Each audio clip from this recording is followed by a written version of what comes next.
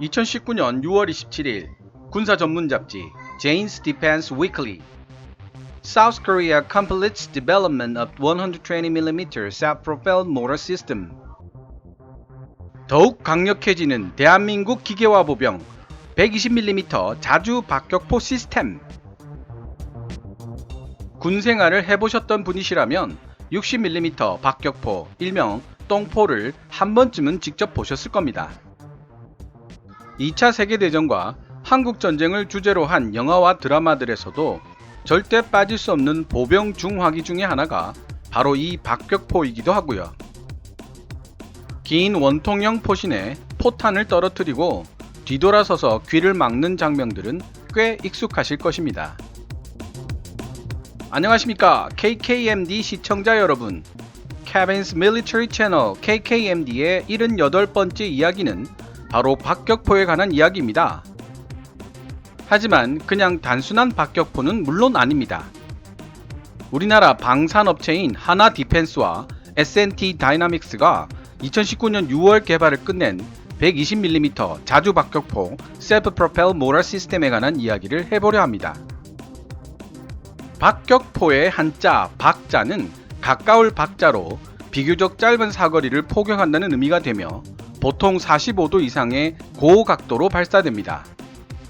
이런 고각도 발사는 사정거리는 짧아지지만 평사포나 곡사포에 비해 매우 큰 탄착각을 가지게 됩니다.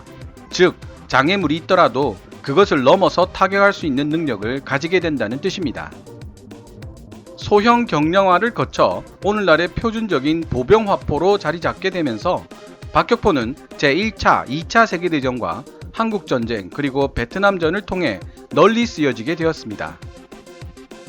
하지만 정밀 유도폭탄과 미사일의 발전으로 사정거리가 짧고 정확성이 떨어지는 박격포의 무용론이 대두되기 시작했습니다. 그러나 박격포에는 박격포만이 가지고 있는 장점들이 있습니다. 어떤 장점들이 있는지 설명해 달라고요? 네, 설명해 드리죠. 첫째, 구조가 매우 간단하다. 그래서 만들기도 쉽고 가격도 싸며 무엇보다도 고장이 잘 나지 않는다.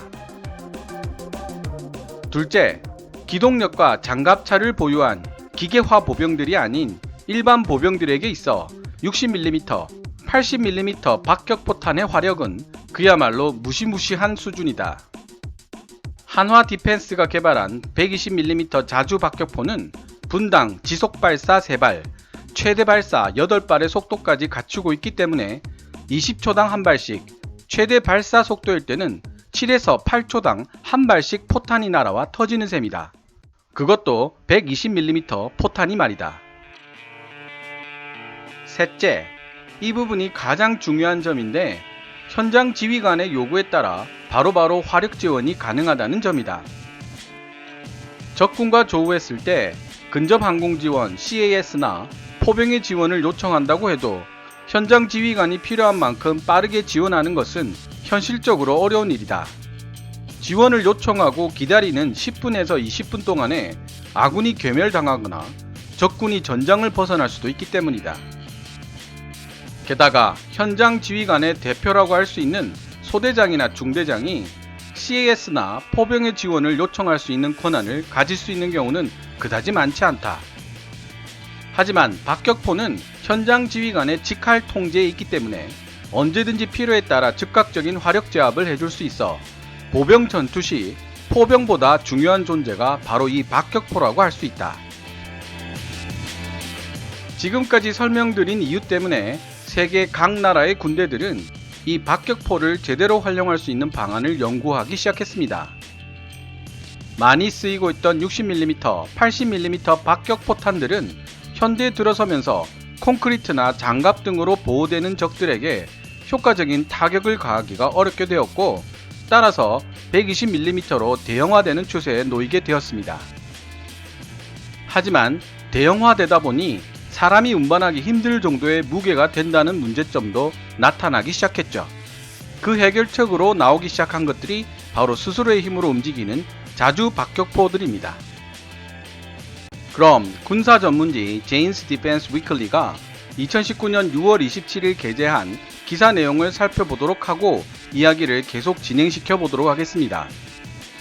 기사 내용은 노란색 글자로 표시되며 제 개인적인 의견이나 보충 설명은 하얀색 글자로 표시됩니다. 대한민국 육군은 M113 무한궤도형 장갑차에 통합된 120mm 자주식 박격포 시스템 개발을 완료했다. 대한민국 방위사업청 DAPA는 2019년 6월 27일 성명서를 통해 2014년 3월에 시작된 자체 추진 박격포 시스템 Self-Propelled Motor System 개발 작업이 끝났으며 최종 테스트 및 평가 과정을 통해 한국군이 설정한 모든 요구사항을 성공적으로 충족시켰다고 발표했다. 한화 디펜스 및 S&T 다이나믹스를 포함한 여러 한국 기업이 413억의 개발비를 들여 대한민국 육군을 위해 개발한 이 360도 회전 가능한 통합 자주 박격포 시스템의 타격 가능 범위는 노후화된 미국산 M30 107mm 강선 박격포의 2.3배에 해당한다. 이번 자주 박격포 시스템의 개발로 M30 107mm 강선 박격포는 그 자리를 내어주게 되었다. 방위사업청 DAPA는 또한 이 새로운 자주 박격포 시스템에는 자동화된 사격 통제장치 및 재장전 시스템이 장착되어 있다고 밝혔다. 대한민국 육군은 또한 새로운 자주 박격포 시스템의 지휘 차량 커맨드 비클로 미군의 M113 병력 수송 차량의 변형 버전을 사용하고 있다. 이번 자체 추진 박격포 시스템의 개발은 대한민국 육군이 보유한 기계화 부대의 핵심 전투 능력을 크게 향상시킬 것으로 기대되고 있으며 방위사업청 관계자는 대한민국 정부가 이 자주 박격포 시스템 인수에 관심 있어하는 모든 국가들에게 이 시스템의 수출을 적극적으로 지지할 것이라는 한마디를 잊지 않고 덧붙였다. 여기까지가 게재된 기사 내용이었습니다. 이번에 개발된 대한민국의 120mm 자주 박격포의 성능은 세계 최고급에 속하는 것으로 알려져 있습니다. 우리나라 주력 전차 K2 흑표나 K9 자주포, K200 장갑차 개발 등에서도 알 수 있듯이 육군 무기체계에서 대한민국이 보유하고 있는 기술력은 이제 세계 최상위권에 속하고 있습니다. 그럼에도 불구하고 120mm 자주 박격포 개발이 이제서야 이루어진 데는 그만한 이유가 있었습니다.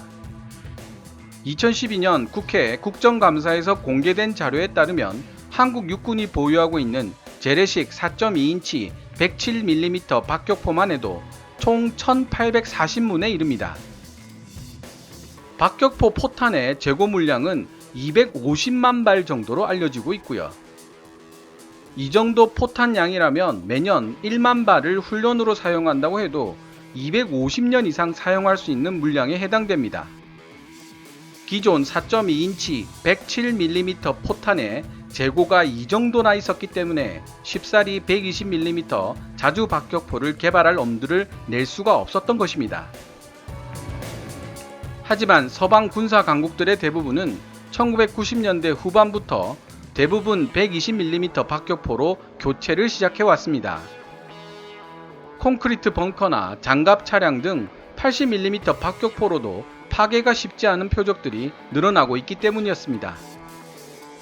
미루던 우리 군도 결국 기존의 107mm 4.2인치 박격포를 계속 사용은 하되 기계화 부대에서는 120mm로 바꾸기로 결정을 내렸습니다. 이런 결정의 이면에는 수출의 목적도 크게 작용하지 않았나 하는 개인적인 생각을 해봤습니다. 제가 인용했던 제인스 디펜스 위클리의 기사에서도 방사청 관계자가 우리나라 120mm 자주 박격포를 도입하기 원하는 나라에 대해서는 적극적인 지원을 해주겠다는 내용이 나오는 것도 그렇죠. 수출 대상인 나라들이 120mm 포탄을 쓰고 있기 때문에 그 규격에 맞춰서 개발해야 할 필요도 있고 우리 군의 전투력도 같이 끌어올린다는 발상도 한몫을 했을 것입니다. 그럼 신형 120mm 자주 박격포는 기존의 박격포와 어떤 점에서 크게 달라질까요? 인용한 기사에서도 나와 있지만 가장 큰 차이점은 바로 자동화에 있습니다. 관측반이 표적의 좌표를 불러주면 사격 지휘 차량은 120mm 자주 박격포를 탑재한 차량에 사격 정보를 전자적으로 알려줍니다. 사격 재원을 받은 박격포 운용병이 불러준 좌표를 입력하고 단추를 누르면 조준에서 발사까지 전자동으로 진행이 됩니다. 기존 4.2인치 박격포의 경우 트럭에 탑재해서 이동을 끝낸 후 포를 하차시키고 포판을 고정하기 위해 땅을 깊게 파야만 했습니다. 표적 획득 및 사격 재원 확보에도 시간이 많이 걸렸을 뿐더러 초탄에 명중탄이 나는 경우도 거의 없었고 사격 재원 수정을 거쳐 재사격을 3번에서 5번 정도 실시하면 그때부터서야 명중탄이 나오기 시작했습니다. 하지만 신형 120mm 자주 박격포의 경우 사격 과정의 자동화와 우수한 사격 통제 장치의 사용을 통해 초탄부터 명중탄이 나올 확률이 매우 높아졌습니다.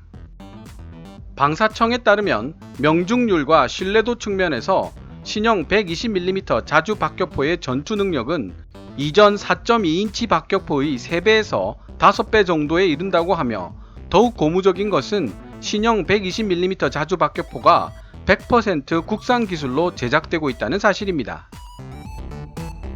신형 120mm 자주 박격포가 개발 배치되면서 앞으로 일선 부대에는 어떤 변화가 예상될까요?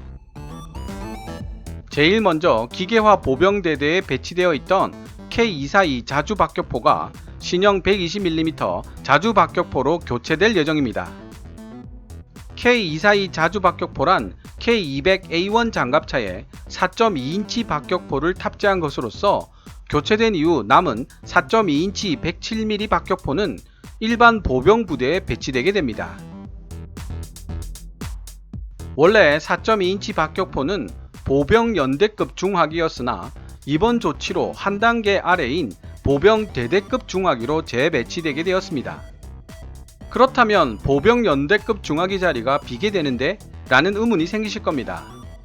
앞으로는 보병 연대에 직할대로 포병 부대가 생기게 되고 구형 105mm 곡사포를 차량에 탑재해 자주화시킨 K105 자주 곡사포가 본격적으로 보병 연대 포병으로 배치될 예정이라고 합니다.